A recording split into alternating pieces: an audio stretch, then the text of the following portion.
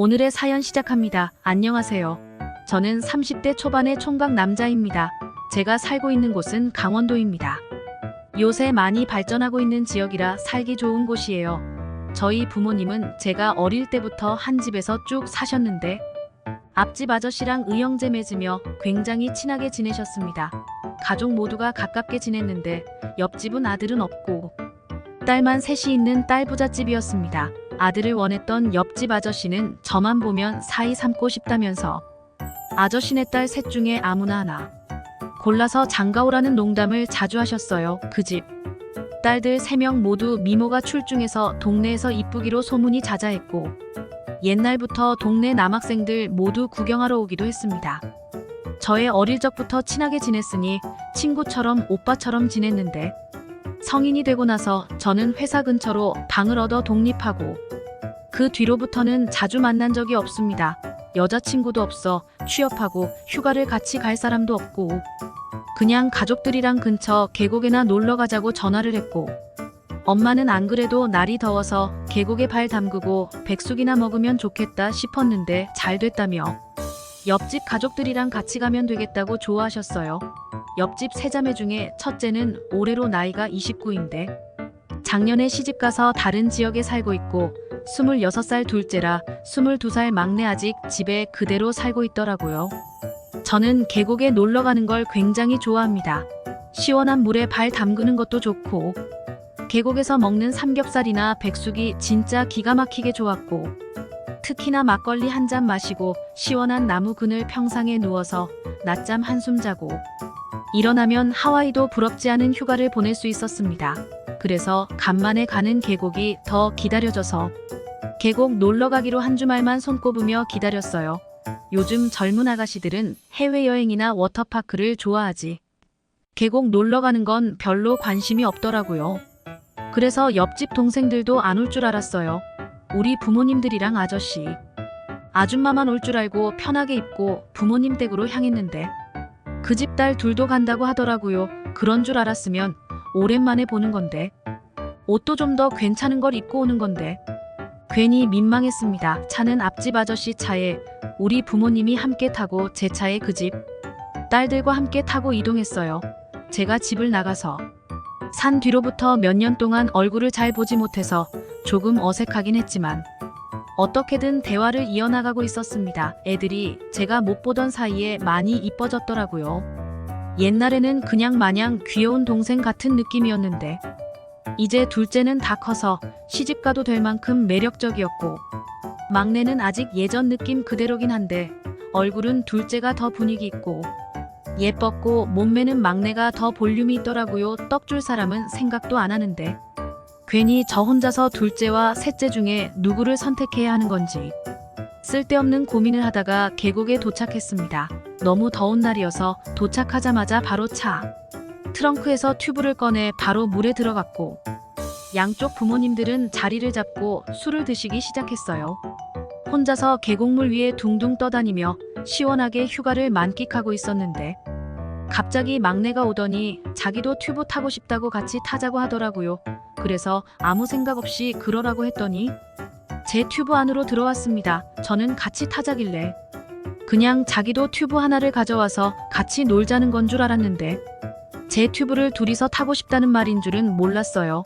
대형 튜브로 커서 둘이 들어가도 넉넉하긴 했지만 튜브 안에서 서로 밀착하다 보니 괜히 민망했습니다. 얘는 이 사실을 아는 건지 모르는 건지 재밌다고 신이 났고 저 혼자만 얼굴이 빨개지고 엉거주춤한 자세로 있게 되더라고요. 아까 제가 튜브 걸치고 물 위에 두어 둥둥 떠 있는 걸 하고 싶었는지 저를 뒤에서 끌어안고 몸을 눕혀서 같이 물에 떠 있었어요. 얘는 재밌다고 좋아했지만 저는 등 뒤에 닿는 느낌 때문에 도저히 진정하고 있을 수가 없었습니다. 한참 그렇게 놀고 있었는데 둘째가 저희들에게 와서 음식 다 됐으니까 밥 먹으라고 하는 바람에 튜브 놀이는 그만하고 밥 먹으러 올라갔어요. 도토리묵도 먹고 백숙도 아주 맛있게 잘 먹었습니다. 어른들은 이미 막걸리를 얼마나 마셨는지 아주 거하게 취해 계셨습니다. 저는 이따가 집에 가려면 운전을 해야 했기 때문에 술은 마시지 않았어요. 둘째 딸은 술을 별로 안 좋아한다면서 마시지 않았고 막내는 자기 아빠 옆에서 신나게 부어라 마셔라 하고 있더라고요. 그냥 원래 성격이 천진난만하게 좋은 것 같았습니다. 밥도 다 먹고. 술을 많이 마신 어른들과 막내는 이제 슬슬 술 기운이 올라온다면서 시원한 나무 그늘에 누워서 낮잠을 자고 있었고, 맨정신으로 깨어 있었던 저와 둘째뿐이었어요. 둘 다 할 일도 없어서 근처 산책을 하자면서 밖으로 나왔습니다. 서로 뭘 좋아하는지도 몰라서 괜히 연예인 이야기를 하거나 최근에 본 드라마 이야기를 하면서 근처 숲길을 따라 걸었어요. 한참 걷다 보니 주변에 사람도 없고 한적한 공터가 나오더라고요. 날도 더운데 잠깐 쉬었다가 가기로 하고 벤치에 앉았는데 갑자기 둘 다 말이 없어지고 어색한 기운이 흘렀습니다. 그러다가 둘째도 이 상황이 많이 어색했는지 먼저 제게 말을 걸었습니다. 오빠 내 동생 좋아해요. 저는 갑작스러운 돌직구 질문에 깜짝 놀라면서 아니라고 손사래를 쳤어요. 그냥 동생일 뿐이라고, 정말 그 이상의 감정은 없다고 했습니다. 아까 막내랑 튜브 타고 놀던 모습을 봐서 그런 오해를 하는구나 싶더라고요. 안 그래도 너무 스킨십을 하면서 붙어있던 게 아닌가 걱정하긴 했었습니다. 그 집 막내랑은 나이 차이가 많이 나서 그냥 동생 이상의 감정은 아니었고, 오히려 둘째가 제 스타일에 가까웠습니다. 내심 오늘 아침에 얼굴을 봤을 때부터 마음에 들었는데 그녀가 괜한 오해를 하고 있는 것 같아서 망했구나 생각을 하고 있었습니다. 그런데 그때 제 대답을 들은 둘째가 제 손을 잡더라고요. 깜짝 놀랐는데 그녀가 저를 바라보면서 그럼 저는 어떻게 생각해요? 라고 물었습니다. 저야 당연히 두 손 들고 환영이었죠. 갑자기 머리가 빠르게 돌아가기 시작했고, 예전부터 나는 너를 좋아하고 있었다고 거짓말을 해버렸어요. 그러자 그녀 얼굴이 갑자기 환해지더니 자기도 예전부터 저를 마음속에 품고 있었다고 하더라고요. 그래서 오늘 계곡에도 저를 보러 따라 나온 거라고 했습니다.